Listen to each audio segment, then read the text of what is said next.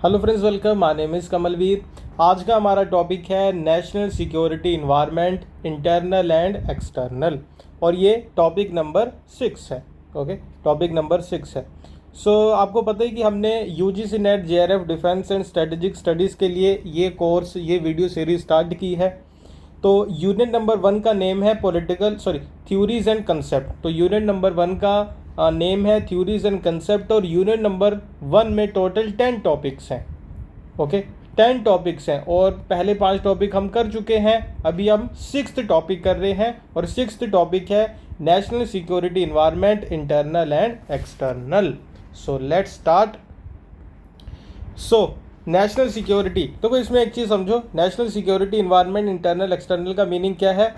तो ये हमारा नेशन है, हमारा स्टेट है कि नहीं। तो अभी हमें इसको सिक्योर करना है, इसकी सिक्योरिटी की बात करनी है। आपने सिक्योरिटी वाले पहले सारे सेशन देखे होंगे तो आपको अच्छे से पता होगा। तो हमें इसे सिक्योर करना है, प्रोटेक्ट करना है। तो ये हमारा देश है ना।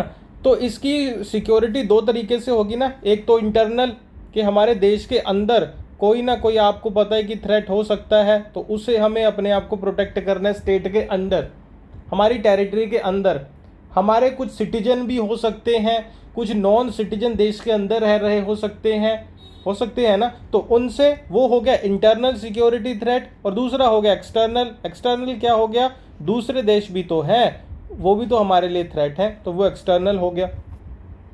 ये दो तरीके के, आप कह लो कि एक इन्वायरमेंट है, एक स्टेट के अकॉर्डिंग देखें, एक स्टेट के कॉन्टेक्स्ट में देखें, एक देश के कॉन्टेक्स्ट में देखें, तो उसका इन्वायरमेंट क्या होता है। एक तो इंटरनल, एक एक्सटर्नल।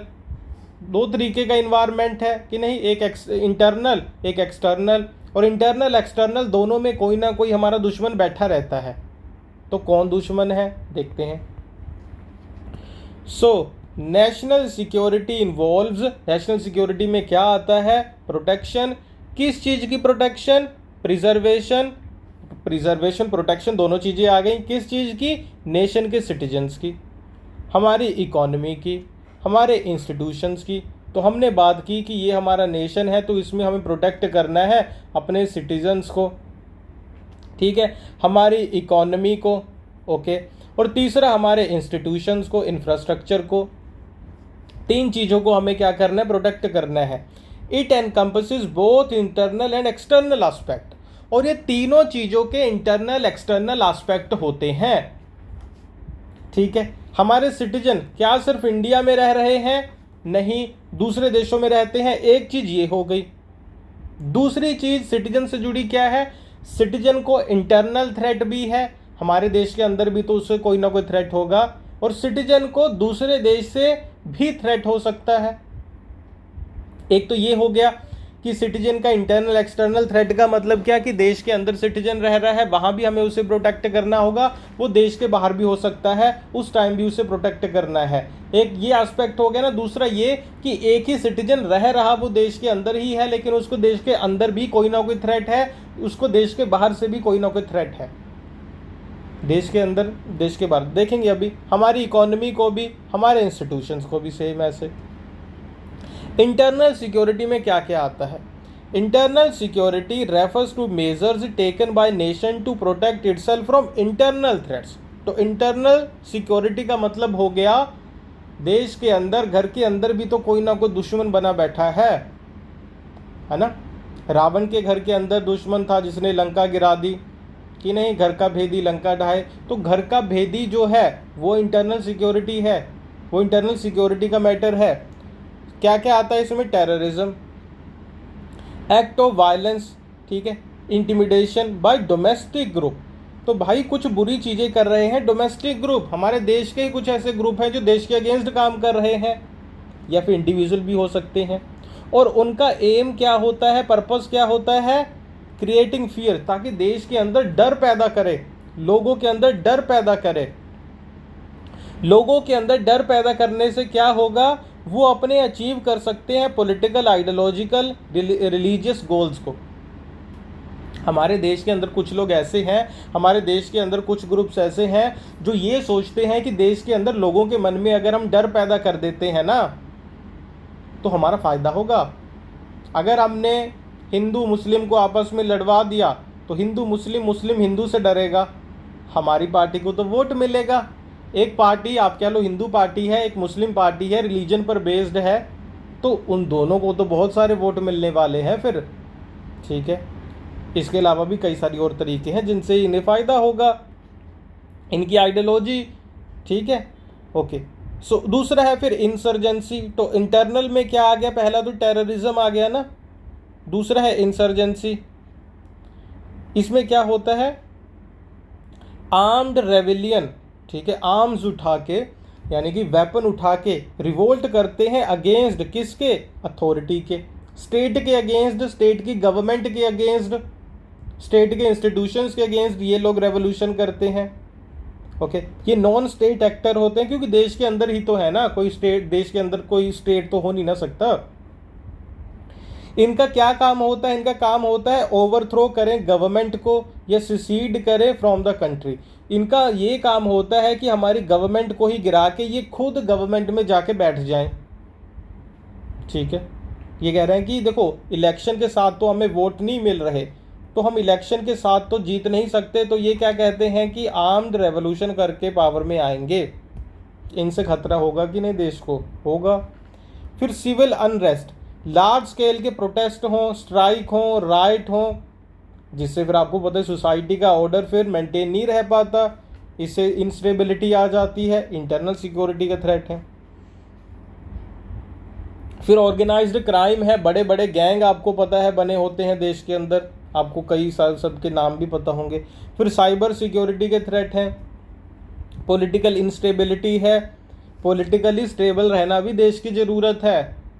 अब की बार 400 पर ना हो कोई दिक्कत नहीं, लेकिन एक पार्टी के पास 280 सीट आ जाते हैं तो ये अच्छी बात है, चाहे कोई भी पार्टी हो, थोड़ी स्टेबिलिटी रहती है। अगर किसी पार्टी के पास आप कह लो कि 150 के ऊपर उसके पास सीट आती नहीं है ना, तो फिर इंस्टेबिलिटी रहती है कोalition गवर्नमेंट में हमेशा। 1999 में क्या हुआ, 1998, 7, 6 इस टाइम पीरियड में क्या हो रहा था। ठीक है, तो उसमें हम ज़्यादा नहीं जाएंगे। फिर इकोनॉमिक सिक्योरिटी भी कंसर्न है। ठीक है, फिर एक्सटर्नल क्या है, सो अभी एक चीज़ समझो अच्छे से। तो सबसे पहले मैं आपको क्या बता रहा हूँ कि इंटरनल और एक्सटर्नल, ठीक है, थ्रेट्स क्या है, या इंटरनल एक्सटर्नल आप कह लो एस्पेक्ट क्या है सिक्योरिटी का, इन्वायरमेंट क्या है सिक्योरिटी का। पहले मैं आपको इसका मीनिंग बता रहा हूँ। ओके, ये मीनिंग के बाद फिर हम देखेंगे कि इंडिया के कॉन्टेक्स्ट में कौन कौन से ऐसे ग्रुप्स हैं, उन्हें देखेंगे अच्छे से, या पाकिस्तान में कौन से बैठे ग्रुप्स हैं इंडिया के अगेंस्ट काम कर रहे हैं वो। तो पहले मीनिंग इन जनरल, फिर इंडिया के कॉन्टेक्स्ट में देखेंगे इनको अच्छे से। फिर तीसरा होगा कि इंडिया की पॉलिसीज़ क्या है इसको टैकल करने के लिए। तो ये 3 चीज़ें हमें इसमें पढ़नी है। अभी हम फर्स्ट के ऊपर है ना, आप समझ रहे हो। चलो अच्छा, चलते चलते आपको बता दूं, वीडियो अच्छी लग रही है, मज़ा आ रहा है, कुछ नया सीखने को मिल रहा तो लाइक कर देना। ठीक है, हमारा कॉन्फिडेंस बूस्ट होता है, और तो कुछ भी नहीं है। एक्सटर्नल सिक्योरिटी में क्या क्या आता है, एक्सटर्नल सिक्योरिटी इन्वॉल्व प्रोटेक्ट करना नेशन को फ्रॉम फॉरेन थ्रेट्स। ठीक है जी, ये हमारा देश हो गया। अंदर से तो कई सारे ठीक है हम कर देंगे उन्हें एलिमिनेट, लेकिन बाहर भी तो बैठे हैं दूसरे देश के लोग, दूसरे देशों की आर्मियाँ, ISI बैठी है, कहीं पे कुछ बैठा है। तो इसमें है पहला मिलिट्री थ्रेट। ठीक है, potential aggression from other countries, other nation through conventional warfare, nuclear threat और मिसाइल अटैक, है ना।